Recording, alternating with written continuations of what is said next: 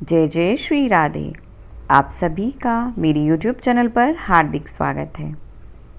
आप सभी पर मेरे कान्हा जी की कृपा हमेशा बनी रहे। ओम जामदग्न्याय विद्महे महावीराय धीमहि तन्नः परशुरामः प्रचोदयात्। परशुराम जी पुरुषों के लिए आजीवन एक पत्नी व्रत के पक्षधर थे। उन्होंने अत्रि की पत्नी अनुसुईया, अगस्त्य की पत्नी लोपामुद्रा व अपने प्रिय शिष्य अकृतवर्ण के सहयोग से विराट नारी जागृति अभियान का संचालन किया था। अवशेष कार्यों में कल्कि अवतार होने पर उनका गुरुपद ग्रहण कर उन्हें शास्त्र विद्या प्रदान करना भी बताया गया है। ऐसे परशुराम जी के बारे में आज हम इस वीडियो में वर्णन करेंगे। भगवान परशुराम विष्णु जी के 6वें अवतार हैं। ये चिरंजीवी होने से कल्पांत तक स्थायी हैं।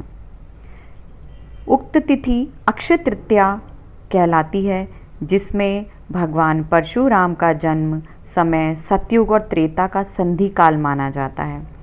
इस संबंध में उल्लेख है कि वैशाख मास के शुक्ल पक्ष की तृतीया तिथि को पुनर्वसु नक्षत्र में रात्रि के प्रथम प्रहर में उच्च के 6 ग्रहों से युक्त मिथुन राशि पर राहु के स्थित रहते माता रेणुका के गर्भ से भगवान विभु स्वयं अवतीर्ण हुए।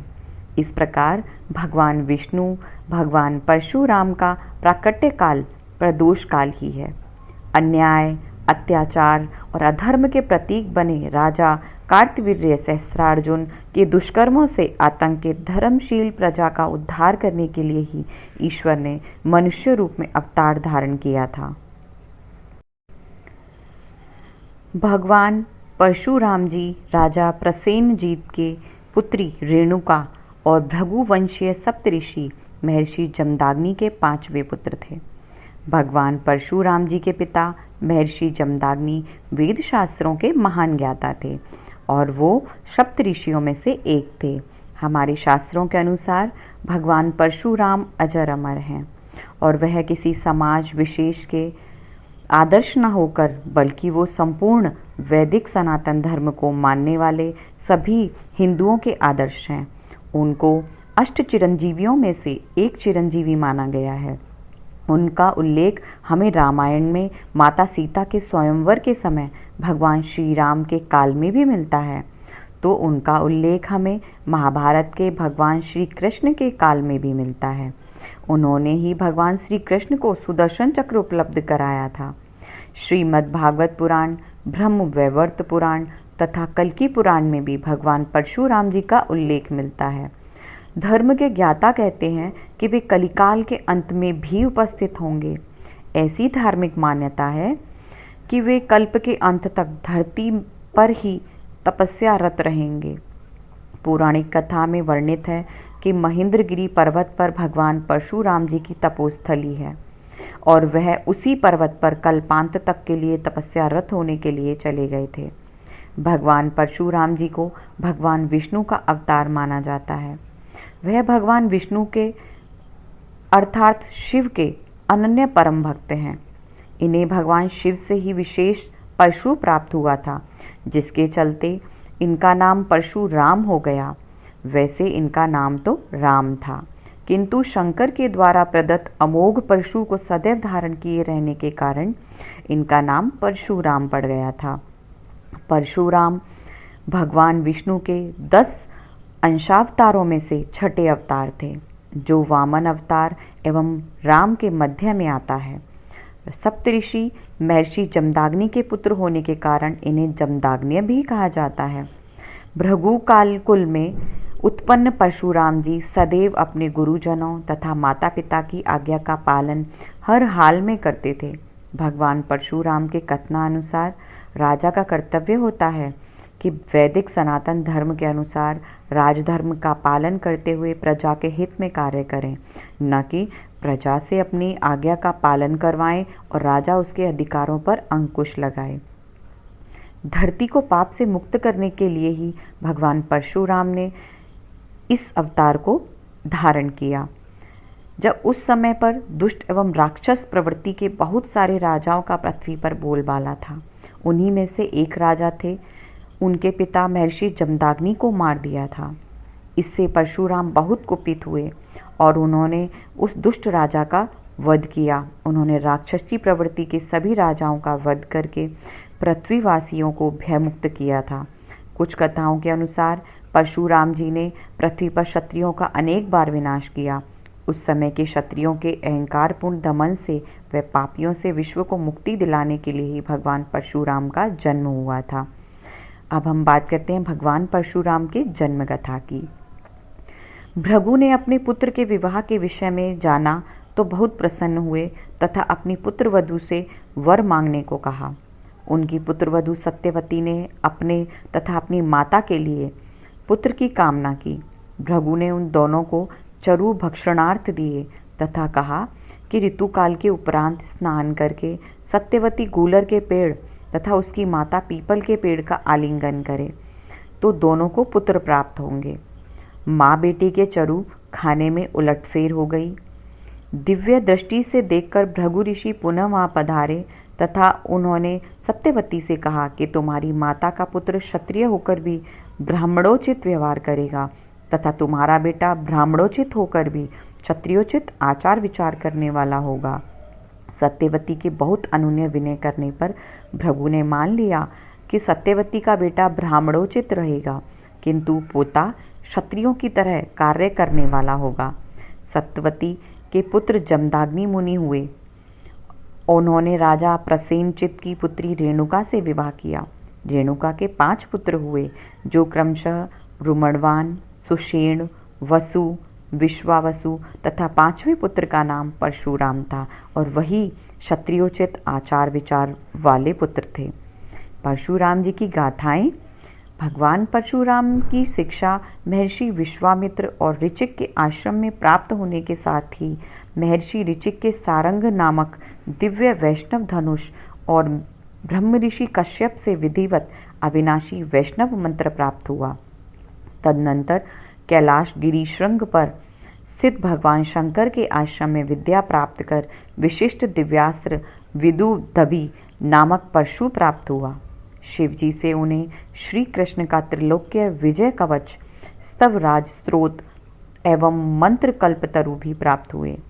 चक्रतीर्थ में किए कठिन तप से प्रसन्न हो भगवान विष्णु ने उन्हें त्रेता में राम अवतार होने पर तेजोहरण के उपरांत कल्पांत पर्यंत तपस्यारत भूलोक पर रहने का वर दिया। परशुराम गुरुजनों, माता पिता की आज्ञा का पालन हर हाल में करते थे।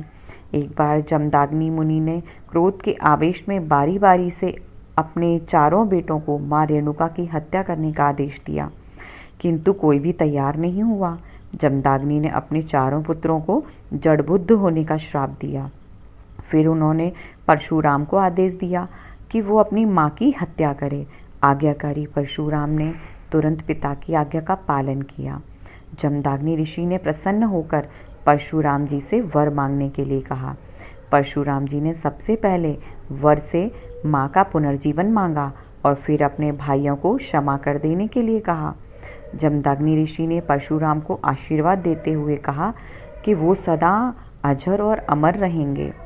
एक दूसरी कथा के अनुसार ऋषि वशिष्ठ जी से शाप का भाजन बनने के कारण सहस्त्रार्जुन की मति मारी गई थी। तब सहस्त्रार्जुन ने परशुराम के पिता महर्षि जमदाग्नि के आश्रम में एक कपिला कामधेनु गाय को देखा और उसे पाने की लालसा से वह कामधेनु को बलपूर्वक आश्रम से ले गया। जब परशुराम को यह बात पता चली तो उन्होंने पिता के सम्मान के खातिर कामधेनु वापस लाने की सोची और सहस्त्रार्जुन से उन्होंने युद्ध किया। इस युद्ध में उन्होंने सहस्त्रार्जुन की भुजाएं और मस्तक काट दिया था। ऐसा भी कहा जाता है कि उस काल में हे वंशीय क्षत्रिय राजाओं का अत्याचार था। भार्गव और हे वंशियों की पुरानी दुश्मनी चली आ रही थी। हे वंशियों के ऋषियों को सताया करता था। एक समय सहस्रबाहु के पुत्रों ने जमदाग्नि ऋषि के आश्रम की कामधेनु गाय को लेने तथा परशुराम से बदला लेने की भावना से परशुराम के पिता का वध कर दिया। जब परशुराम घर पहुँचे तो बहुत दुखी हुए और क्रोधवश उन्होंने हे वंशीय क्षत्रियों की वंश बेल का विनाश करने की कसम खाई। पिता के वियोग में भगवान परशुराम की माता चिता पर सती हो गईं। पिता के शरीर पर 21 घाव को देखकर भगवान परशुराम ने प्रतिज्ञा ली कि वह इस धरती से समस्त क्षत्रिय वंशों को संहार कर देंगे। इसके बाद पूरे 21 बार उन्होंने पृथ्वी से क्षत्रियों का विनाश कर अपनी प्रतिज्ञा पूरी की। इसी कसम के तहत उन्होंने इस वंश के लोगों से बार बार युद्ध कर उनका 21 बार समूल नाश कर दिया था। तभी से शायद यह भ्रम फैल गया कि भगवान परशुराम ने धरती पर से क्षत्रियों का समूल नाश कर दिया था। लेकिन धर्म के ज्ञाता कहते हैं कि परशुराम ने महिलाओं का वध नहीं किया था, जिससे बाद में वंश चलता रहा। उन्होंने समंत पंचक क्षेत्र कुरुक्षेत्र में क्षत्रियों के रुधिर से 5 कुंड भर दिए थे। रुधिर से परशुराम ने अपने पितरों का तर्पण किया। उस समय ऋचिक ऋषि साक्षात प्रकट हुए तथा उन्होंने परशुराम को ऐसा कार्य करने को से रोका। ऋत्विजों को दक्षिणा में समस्त पृथ्वी दान की। ब्राह्मणों ने कश्यप की आज्ञा से उस वेदी को खंड खंड करके बांट लिया। अतः वे ब्राह्मण जिन्होंने वेदी को परस्पर बांट लिया खांडेवान कहलाए। भगवान गणेश और परशुराम के बीच युद्ध ब्रह्म वैवर्त पुराण के अनुसार एक बार भगवान परशुराम अपने इष्ट भगवान शंकर के दर्शन के लिए कैलाश पर्वत पर गए। वहां भगवान शिव माता पार्वती के साथ विराजमान थे और वह माता पार्वती को राम कथा सुना रहे थे। कथा में बाधा उत्पन्न ना हो, इसके लिए उन्होंने अपना दिव्य त्रिशूल गणेश जी को प्रदान कर दरवाजे पर यह कहकर खड़ा कर दिया था कि किसी को भी यहाँ आने ना दिया जाए। लेकिन जब भगवान परशुराम कैलाश पहुंचकर सीधे भगवान शंकर के दर्शन के लिए कैलाश के द्वार पर प्रवेश करने लगे, तो द्वार पर नंदी, श्रृंग आदि शिव गणों से उनकी भेंट हुई। भगवान परशुराम ने उनसे भगवान शिव के बारे में पूछा कि इस समय वे कहाँ हैं। इस पर नंदी ने कहा कि उस बात की कोई हमें जानकारी नहीं है कि भगवान शिव कहाँ हैं। इस पर भगवान परशुराम ने नंदी आदि शिव गणों पर गुस्सा करते हुए कहा कि तुम्हें यह भी नहीं पता कि तुम्हारे आराध्य देव कहाँ हैं। ऐसे में तुम शिवगण कहलाने के लायक ही नहीं हो। परशुराम जी ने शिवगणों पर क्रोध किया और खुद भगवान शिव को ढूंढने कैलाश में प्रवेश कर गए। बहुत ढूंढने के बाद भी उन्हें भगवान शंकर कहीं नहीं मिले। अंत में एक घर दिखाई दिया जहां द्वार पर एक बालक पहरा दे रहा था। भगवान परशुराम उस बालक के पास पहुंचे और वहीं से द्वार में प्रवेश करने लगे। तब भगवान गणेश जी ने उन्हें वहीं रोक दिया। इस पर परशुराम जी ने कहा, तुम कौन हो जो मुझे इस तरह यहाँ रोकने का प्रयास कर रहे हो। इस पर गणेश जी ने कहा, आप कौन हैं जो इस तरह अंतःपुर में बिना अनुमति के प्रवेश कर रहे हैं। इतने में नंदी आदि शिवगण वहां आए और भगवान परशुराम को बताया, यह गजमुख वाला बच्चा पार्वती माता के पुत्र गणेश जी हैं। साथ ही गणेश जी से कहा कि ये परशुरामधारी भगवान शिव के अनन्य भक्त परशुराम हैं। भगवान परशुराम ने कहा कि ये विचित्र बालक जिसका मुंह गज का है और बाकी का शरीर इंसान का, कैसे माता पार्वती का पुत्र हो सकता है। तभी गणेश जी ने भगवान परशुराम का उपहास करते हुए कहा कि आप देखने में तो ब्राह्मण लगते हैं, लेकिन आपके हाथों में कमंडल की जगह यह परशु क्यों है। इस पर दोनों में बहस होती रही। इसके बाद भगवान परशुराम शिव से मिलने के लिए उनके निवास स्थान पर अंदर जाने लगे। इतने में गणेश जी ने शिवजी द्वारा दिए गए त्रिशूल को परशुराम के सामने कर उन्हें युद्ध के लिए सावधान किया। उधर परशुराम जी ने भी अपना परशु तान कर चुनौती स्वीकार की। फिर दोनों के बीच भयंकर युद्ध शुरू हो गया। इस युद्ध में परशुराम जी के फरसे द्वारा गणेश जी का एक दंत कट गया, जिसके चलते उनका नाम एक दंत भी पड़ा। परशुराम जी का भीष्म के साथ भी युद्ध हुआ था। भगवान परशुराम बड़े शूरवीर थे, जिन्होंने एक स्त्री के अनुरोध पर स्त्री की रक्षा के लिए भीष्म के साथ इसलिए युद्ध किया था ताकि भीष्म खुद अपने द्वारा अपहरण करके लाई गई अम्बा के साथ विवाह करें, और वे भीष्म को आजीवन विवाह न करने की प्रतिज्ञा के चलते उन्हें डिगा नहीं सके। भगवान परशुराम जी शास्त्र विद्या के महान गुरु थे। उन्होंने भीष्म, द्रोण, कर्ण को शास्त्र विद्या प्रदान की थी। उन्होंने 11 छंद युक्त शिव पंचतत्व ऋषि नाम स्त्रोत भी लिखा। इच्छित फल प्रदाता परशुराम गायत्री भी कहते हैं। ओम जामदग्न्याय विद्महे महावीराय धीमहि तन्नो परशुरामः प्रचोदयात्। भगवान परशुराम जी एक ऐसे सच्चे शूरवीर थे जिनका जन्म पृथ्वी पर धर्म, संस्कृति, न्याय, सदाचार व सत्य की रक्षा के लिए हुआ था। मान्यता है कि विष्णु जी के छठे अवतार परशुराम के जन्म का उद्देश्य केवल धरती पर अत्याचारी राजवंशों को समाप्त करना था। इसलिए हिंदू मान्यता के अनुसार 7 चिरंजीवी देवों में से एक परशुराम जी आज भी पृथ्वी पर ही हैं। यही कारण है कि अवतार होते हुए भी उन्हें राम या श्री कृष्ण जी की तरह नहीं पूजा जाता है। जय जय श्री राधे।